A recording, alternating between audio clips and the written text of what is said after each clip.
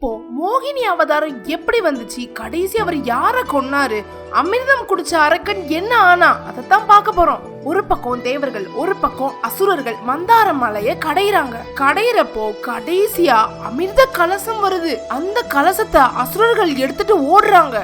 அப்போ தேவர்களுக்கு கிடைக்காம போயிடுன்னு பெருமாள் மோகினியா அவதரிக்கிறாரு.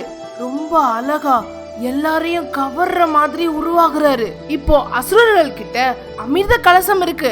அவங்களுக்குள்ள சண்டை. இந்த அமிர்தத்தை யார் குடிக்கிறது, நான் தான் குடிப்பேன், நீ குடிக்க கூடாதுன்னு அசுரர்களுக்குள்ளேயே சண்டை போட்டுக்கிட்டு இருக்காங்க. அமிர்த கலசத்தை நடுவுல வச்சுக்கிட்டு இப்போ மோகினி அவங்க கிட்ட போய் நிக்கிறா. அசுரர்கள் மோகினியோட அழகுல மயங்குறாங்க. மோகினி அசுரர்கள் கிட்ட சொல்றா, உங்களுக்கு கொஞ்சம் தேவர்களுக்கு கொஞ்சம்னு அமிர்தத்தை நானே பிரிச்சு தரேன்னு சொல்றா. அவளோட பேச்சுல அசுரர்கள் மயங்கி போறாங்க. சரின்னு ஒத்துக்கிறாங்க. இந்த பக்கம் தேவர்களையும் இந்த பக்கம் அசுரர்களையும் மோகினி உட்கார வச்சு இப்போ அமிர்தத்தை கொடுக்க ஆரம்பிக்கிறா. வரிசையா அந்த கலசத்துல இருக்கிற அமிர்தத்தை தேவர்களுக்கு கொடுக்க ஆரம்பிக்கிறா. அதுல ஒரு அசுரனுக்கு மோகினி மேல டவுட்.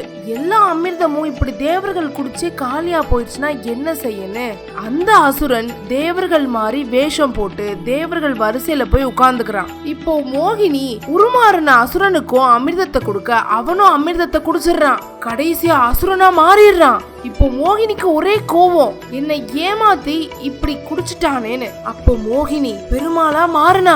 பெருமாள் தன்னோட கையில இந்த சுதர்சன சக்கரத்தை அனுப்பி அந்த அசுரனோட தலையை எடுக்கிறாரு. அந்த அசுரன் அமிர்தம் குடிச்சதுனால அவனுக்கு உயிர் போகவே இல்லை. தலையும் உடலும் தனித்தனியா இருந்தாலும் உயிரோட இருக்கிறான்.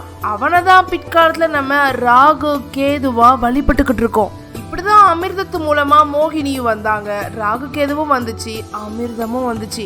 கடைசி அசுரர்களுக்கு தான் அமிர்தம் கிடைக்கல.